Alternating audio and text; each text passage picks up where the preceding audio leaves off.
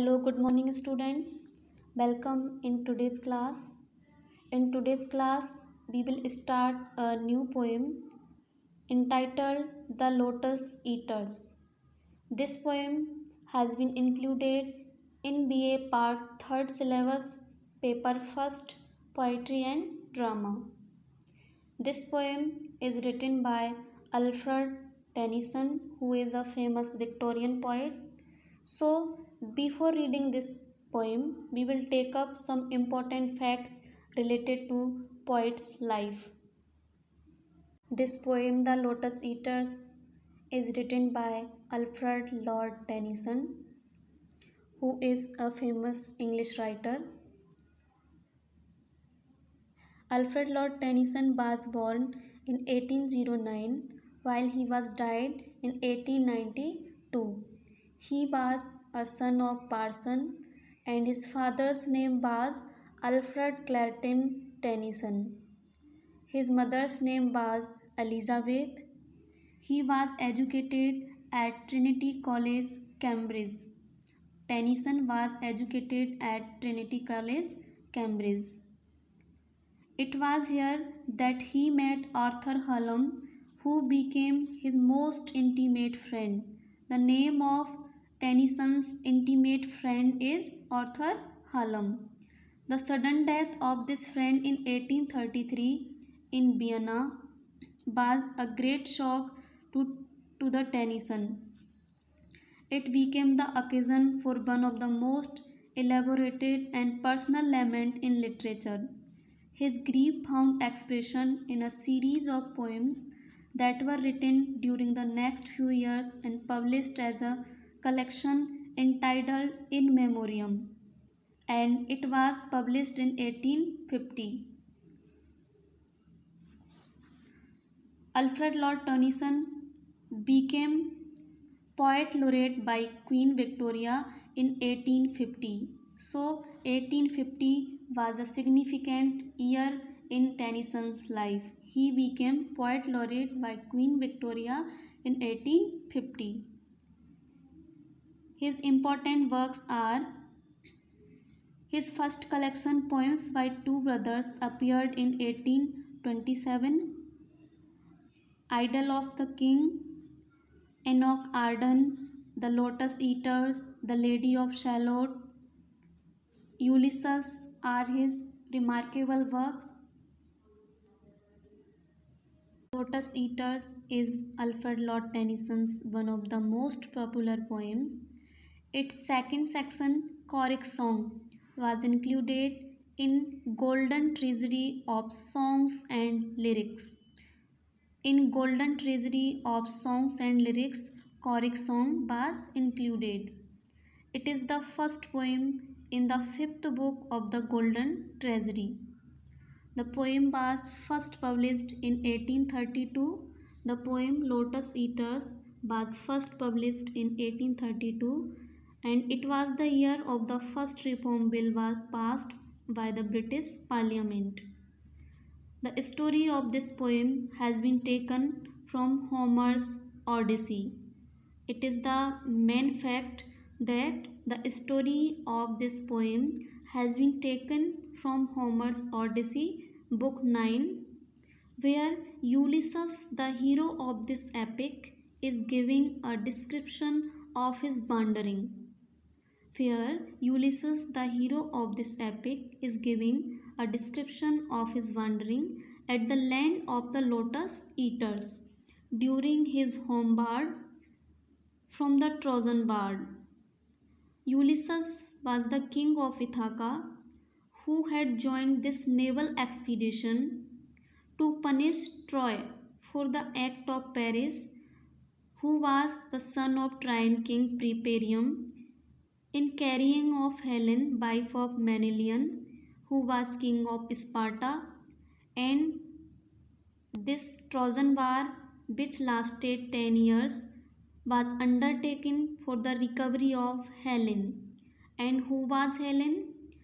Helen was regarded as the most beautiful woman of the world and who was given to Paris by the goddess Aphrodite as a reward for his decision in favor of Aphrodite in the contest of beauty between her, Athene, and Hera.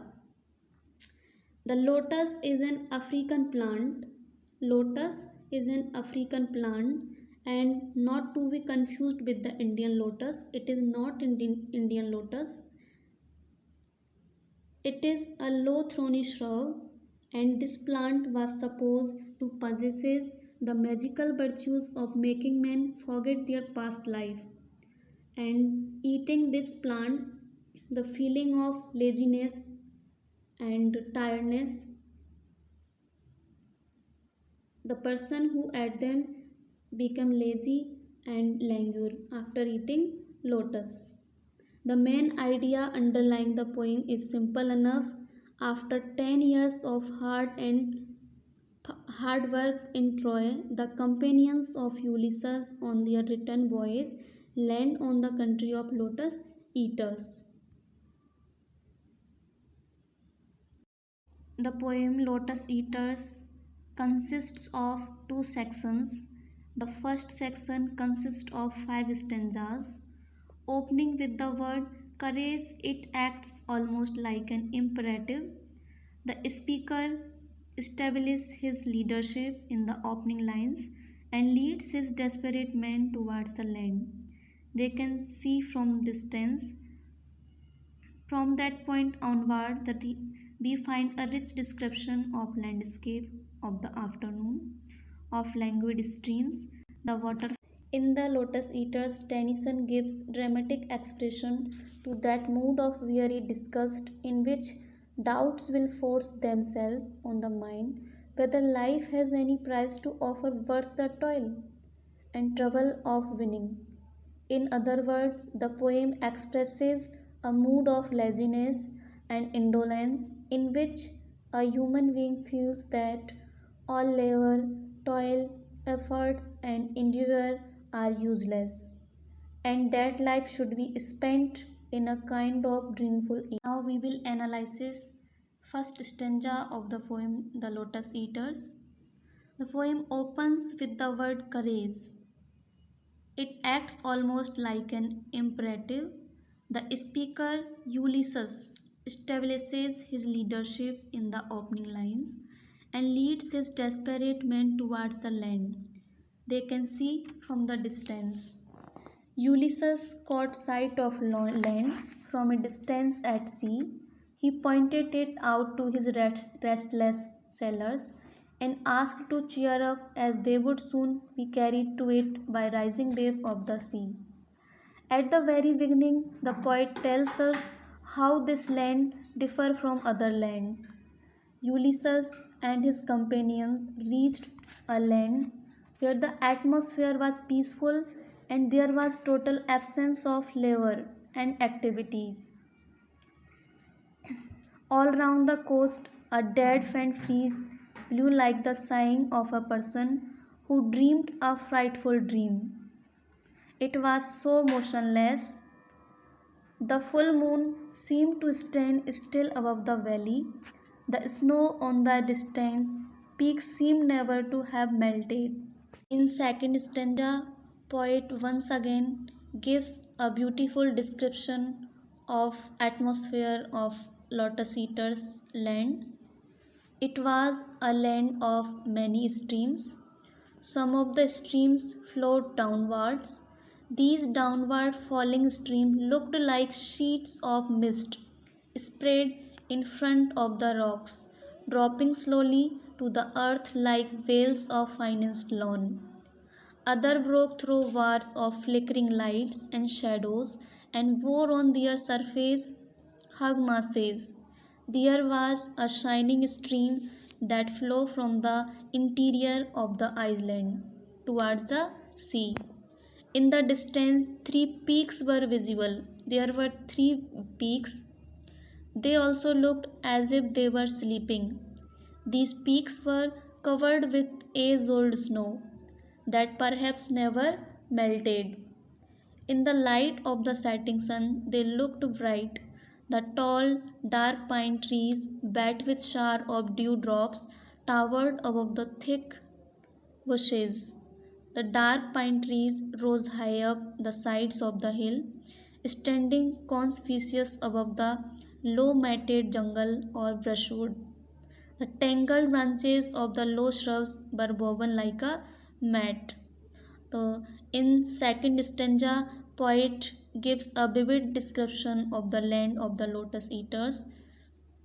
There are many types of rivers, peaks, and trees like there were many types of trees, peaks, and field and river, ocean, and we find a very beautiful description of atmosphere of lotus eater. In the third stanza of the poem The Lotus Eaters, the poet Alfred Lord Tennyson describes the landscape as it appeared to Ulysses and his companions. It was a land of many streams. The mariners find that life moves very slowly. Even the stream falling from the cliff seems slow. The sunset seems enchanted, lingering as if unwilling to end. The sailors saw from a distance the plain land between the mountain peaks. The low hill, the valley, and the plains all appeared covered with yellow lotus. There were palm trees on the edge of the hills. The sailors saw the inhabitant of the island. They had dark and pale faces. The inhabitant of the lotus eaters place pale faced.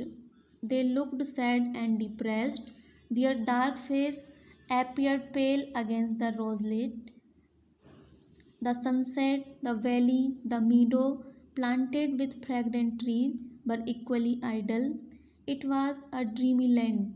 It was a dreamy land of every kind implied toil and labor. The natives were full of melancholic thoughts that arise after inaction and over satisfaction of desires. Their cheerless looks harmonized with cheerlessness of the land in which they lie. In the fourth stanza of the poem The Lotus Eaters, the poet tells us that the people of the land of lotus eaters had brought with them branches of the lotus plant, laden with fruit and flower, which they gave to the mariners. Whoever ate the fruit fell into a sort of laziness and became quite indifferent to the things and persons about him. To one who tasted the lotus plant, the babes of the sea appeared to make a sad and angry sound at a great distance on the shores of some foreign country. The sound of the sea no longer reminded them of their homeland across the sea. All sound seemed to them to be receding far away. The poet says that to one who tasted it, the voice of his companions who spoke sounded as feeble as the voice of the ghost of a dead man coming out of the grave. Moreover, he seemed to be half asleep, even though fully awake, and his throbbing heart made music in his ears. He could hear the beating of his own heart. And so it was the effect or magic of lotus eaters. In fifth stanza, the poet tells us that the sailors who ate the plant became lazy. All their desires of adventure raw and bad. In this stanza, the poet gives us a vivid picture of these bar-weary companions of Ulysses as they sat themselves down on the yellow sand. The sun was sitting in the west in front of them, whereas the moon had risen behind them in the east. And it was sweet for them to dream of their fatherland as well as of their children, wives, and servants. But at the same time, a further sea voyage seemed to be a wearisome job. Over the wearisome expanse of to these mariners who were suffering from bar weariness and travel weariness, everything appeared to be wearisome, including the seemingly sea voice and the pulling of the oars. The greenish blue foaming sea looked like a field of corn, but unlike such a field, the field on the sea was barren. After a little while, someone said, "We will return no more." His words were caught up by all his companions, who sang, "Our island is far beyond the bay. We will no longer roam." The sailor spirits of adventure had been distracted as they had eaten the lotus plant.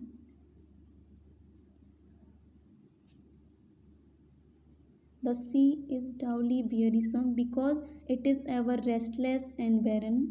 As the waves of sea rise and strike against and one another, foam is formed on their surface. Ulysses with his mariners became lazy after eating lotus plant.